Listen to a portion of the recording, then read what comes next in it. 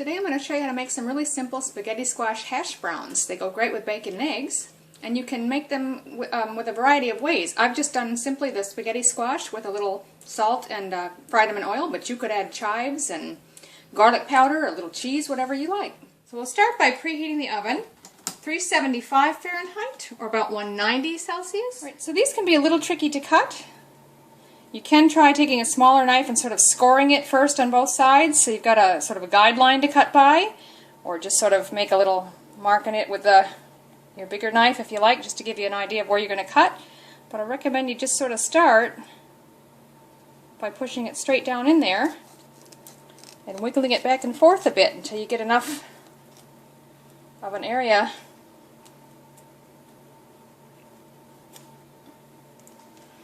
go around and do that until you get cut around.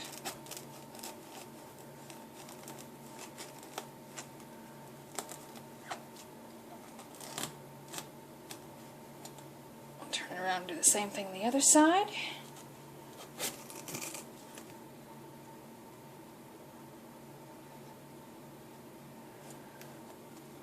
Go in again.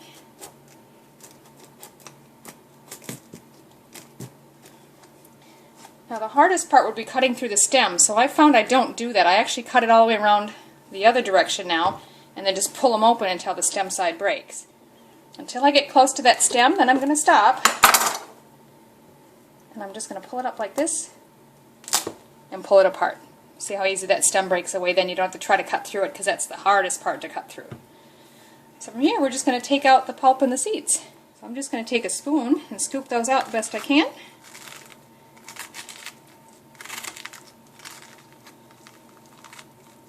Now usually when I cook spaghetti squash, I just rub a little oil and salt and pepper on them and put them straight on the baking pan just like this.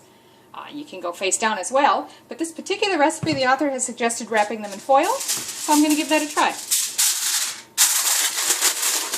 And then we're going to put them on the pan with the open face up.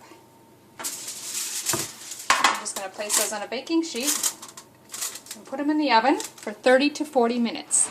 The amount of time is going to depend on the size of your spaghetti squash. So check them after about 30 minutes. That's been 40 minutes. I'm going to go ahead and turn these off and take my spaghetti squash out. I'm just going to use a fork to very carefully lift that foil off of there. Just don't get yourself a steam burn. Be real careful there. There you go. Let that cool just for a few minutes till you can handle it to shred them. So all you need to do is just sort of take your fork and just start pulling on the flesh of the spaghetti squash, and it'll shred apart into spaghetti-like strands. Just do that, and you can go all the way close to the shell and get as much of it as you can. Go around inside of both of those and just keep shredding it. So there's the first half.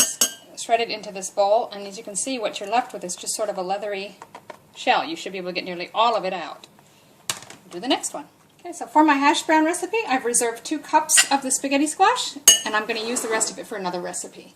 Okay, so with that 2 cups that I've measured out of the spaghetti squash that we're going to use for our hash browns, you meant to squeeze the moisture out of it. Now she does suggest just sort of using your hands and squeezing it over the sink. You could do that. You could use a clean tea towel or something to put it in.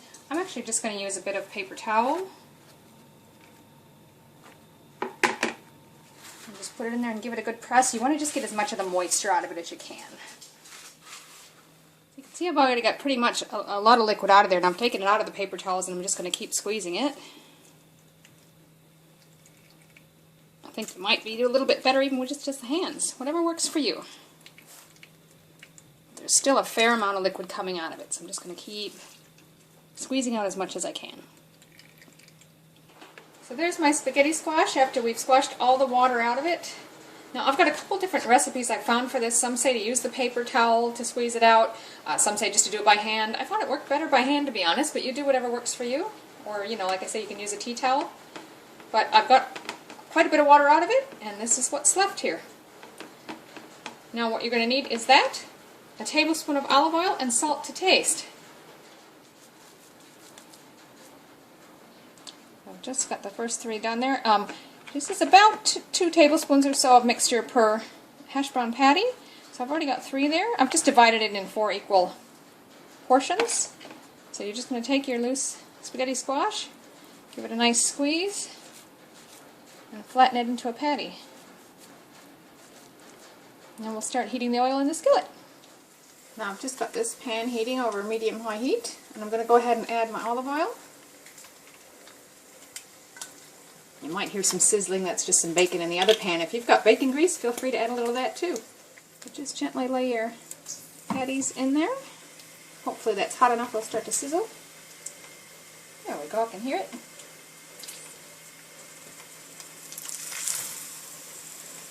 And we're going to want to cook these, it says 5 to 7 minutes per side. The goal is to only flip them once because you want it to get nice and crispy brown on each side. Now I checked these at 5 and they were starting to brown but not quite enough, so it's now been 6 minutes. And look at that, I'm just going to go ahead and flip them over. Nicely golden, whoops, and browning nicely, so I'm going to give them a little press and check them again in about another 5 minutes. So I added another 5 minutes on the other side, and now we're just going to remove them to a paper towel lined plate just to soak up any excess oil if there is any. And now just add salt if desired. So there you are. I've served them up today with some bacon and eggs, but you can do what you like with them. I'm just going to cut into that one.